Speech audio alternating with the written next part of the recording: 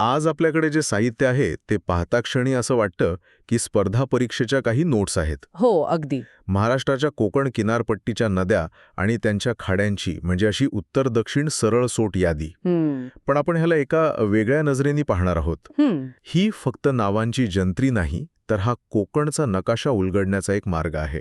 आज आपलं ध्येय आहे या माहितीच्या आधारे कोकण किनारपट्टीची उत्तरेकडून दक्षिणेकडे एक सफर करणं.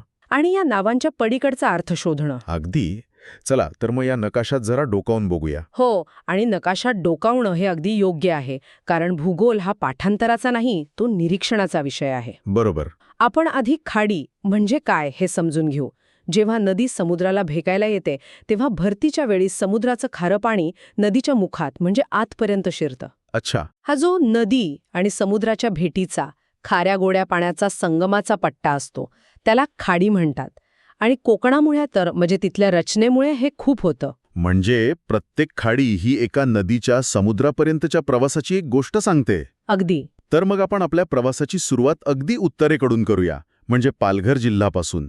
नक्कीच. तर या माहितीनुसार कोकण किनारपट्टीच्या अगदी उत्तरेला पालघरमध्ये आहे वैतरणा नदीच्या मुखाशी दातीवरा खाडी. पण त्यानंतरचं नाव जास्त रंजक आहे, उल्हास नदी. कारण या एकाच नदीमुळे दोन मोठ्या खाड्या तयार झाल्या आहेत. हो. पालघरमध्ये वसईची खाडी आणि ठाणे जिल्ह्यात ठाण्याची खाडी. हे मला खूपच आकर्षक वाटतंय. म्हणजे एकाच नदीचा प्रभाव इतक्या मोठ्या क्षेत्रावर. खूप छान मुद्दा आहे हा. याचं काही विशेष कारण आहे का? हो आहे. उल्हास नदी ही कोकणातील इतर नद्यांपेक्षा थोडी वेगळी आहे. ती थेट पश्चिमेला वाहत नाही. अच्छा. ती आधी दक्षिणेकडे वळते आणि मग मुंबईच्या जवळ येऊन पश्चिमेला समुद्राला मिळते. या लांबच्या प्रवासामुळे आणि तिच्या मोठ्या पात्रामुळे तिला दोन ठिकाणी समुद्राशी संपर्क साधता येतो. म्हणजे वसईची खाडी? वसईची खाडी तिच्या मुख्य प्रवाहातून तयार झाली आहे आणि ठाण्याची खाडी ही तिच्या एका फाट्यामुळे. आणि गंमत म्हणजे या दोन खाड्यांनी मुंबईला जवळजवळ एक बेटच बनवलं आहे. अरे वा. हो. आणि ह्या जलमार्गांमुळे वसई आणि ठाणे ही प्राचीन काळापासून महत्वाची व्यापारी केंद्र होती. म्हणजे मुंबईची रचना समजून घेण्यासाठी या खाड्या समजून घेणं खूप महत्वाचं आहे. अगदी. आणि आता आपण थेट मुंबईतच प्रवेश करूया. इथे दहिसर नदीवर मनोरी खाडी, ओशिवरा नदीवर मालाड खाडी आणि मिठी नदीवर माहीम खाडी. ही नावं तर रोजच्या जगण्यातली आहेत. पण यांचं शहरासाठी काय महत्व आहे? या खाड्या म्हणजे मुंबईच्या नैसर्गिक पाणी निचरा करणाऱ्या वाहिन्या आहेत. नैसर्गिक. यालाच आपण नॅचरल ड्रेनेज सिस्टम म्हणतो. सोप्या भाषेत सांगायचं तर जसं आपल्या शरीरात रक्तवाहिन्या अशुद्ध रक्त परत आणतात, तसंच या नद्या आणि खाड्या शहरातला पावसाचं पाणी समुद्राकडे वाहून नेतात. अच्छा. म्हणजे एक प्रकारे नैसर्गिक गटार योजना. अगदी बरोबर. नैसर्गिक वाहिन्या. आज आपण मुंबईत पाणी तुंबण्याच्या ज्या समस्या बघतो त्याचं एक मोठं कारण म्हणजे या नैसर्गिक वाहिन्यांमध्ये झालेला हस्तक्षेप. विशेषतः मिठी नदी आणि माहीमची खाडी. ही तर मुंबईची जीवनरेखा आहे. जेव्हा या प्रवाहांमध्ये अडथळा येतो तेव्हा शहराचा श्वास कोंडतो. वाह. म्हणजे ही फक्त भूगोलाची नावं नाहीत, तर मुंबईच्या व्यवस्थापनाची ही एक गुरुकिल्ली आहे. हो. पण जसं आपण धरमतरची खाडी ओलांडून रायगडमध्ये प्रवेश करतो तशी ही गोष्ट बदलते. इथून पुढे आपल्याला इतिहासाचे आणि शिवकालीन दुर्गांचे संदर्भ जास्त दिसतात. पाताळगंगा आणि अंबा नद्यांवरची ही धरमतरची खाडी हे त्याचं पहिलं उदाहरण. पण त्यानंतर येणाऱ्या म्हणजे कुंडलिका नदीवरची रोहा खाडी आणि काळ नदीवरची राजापुरी खाडी या आपल्याला इतिहासात घेऊन जातात. हो, थेट इतिहास.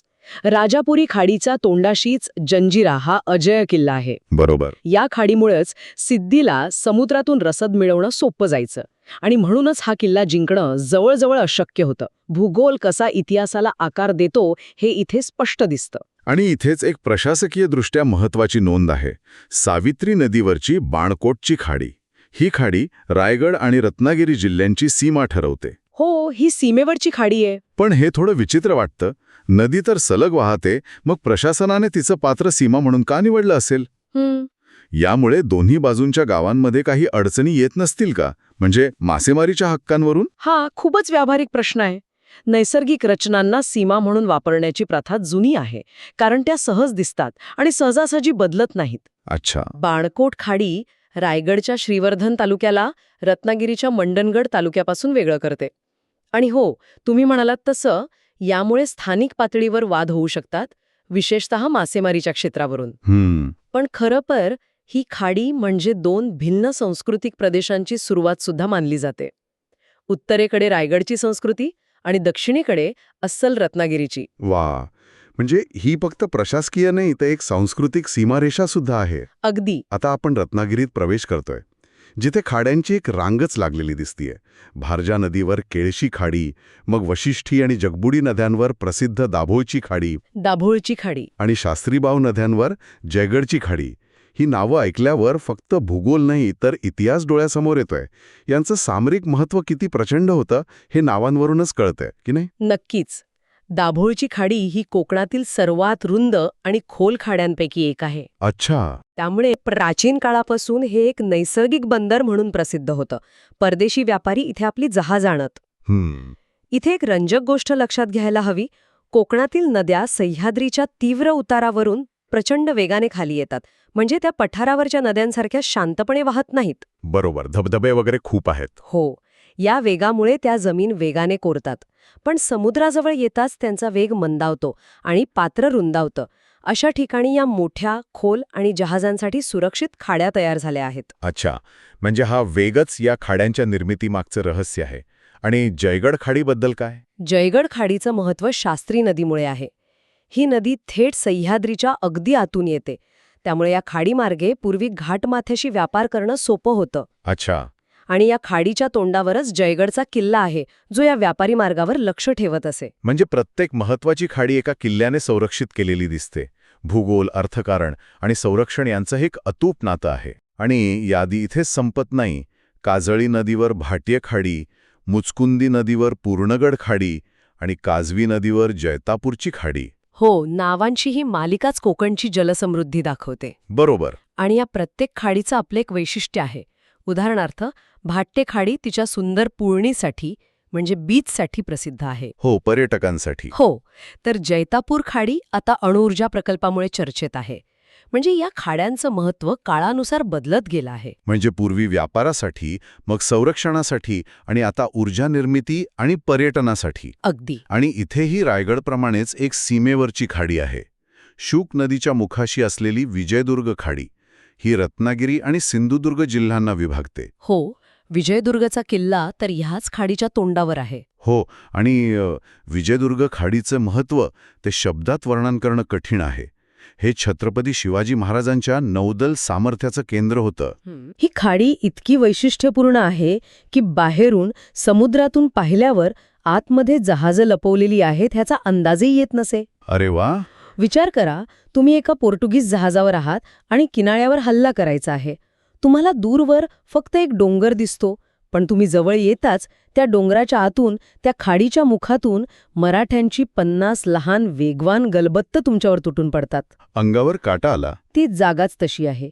भूगोल हेच महाराजांचं सर्वात मोठं शस्त्र होतं. हा दृष्टिकोन त्या माहितीच्या कागदात कुठेच नव्हता. आता आपण महाराष्ट्राच्या अगदी दक्षिण टोकाकडे सिंधुदुर्ग जिल्ह्यात पोचलो आहोत.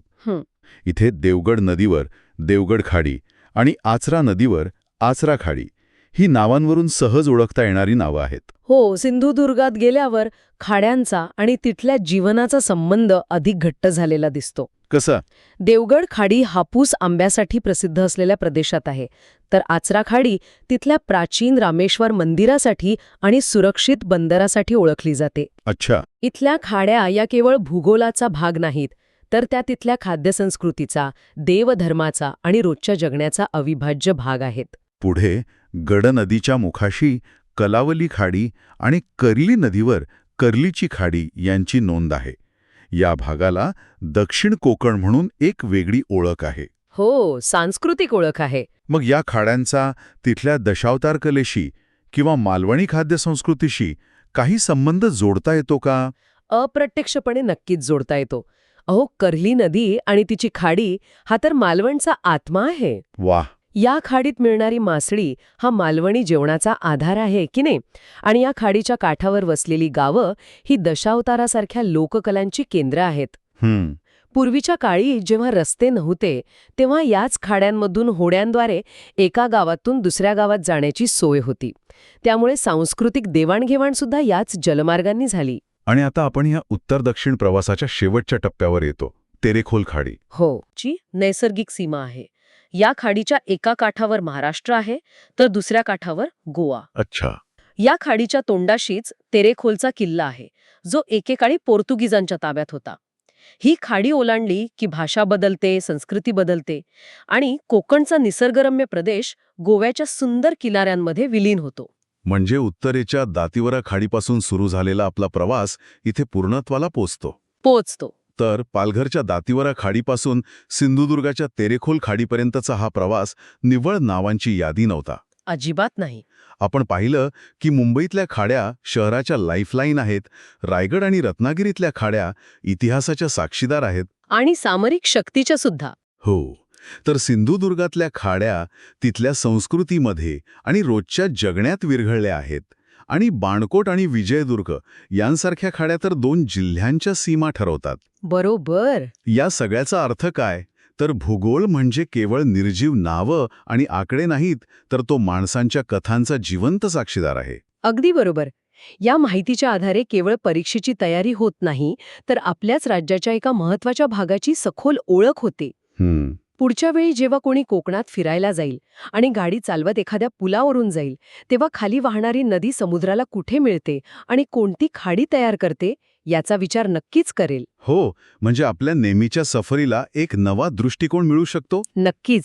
आणि हेच मला एका वेगळ्या प्रश्नाकडे घेऊन जातोय, जो या मूळ माहितीत कुठेच नाही. कोणता प्रश्न? आपण फक्त नद्या आणि खाड्यांची नावं पाहिली, पण या प्रत्येक नावाला एक इतिहास आहे, एक स्थानिक संदर्भ आहे. आणि हीच गोष्ट श्रोत्यांना विचार करायला प्रवृत्त करू शकते. या खाड्यांची नावं दातिवरा, धरमतरा, पूर्णगड, कलावली अशी का आहेत?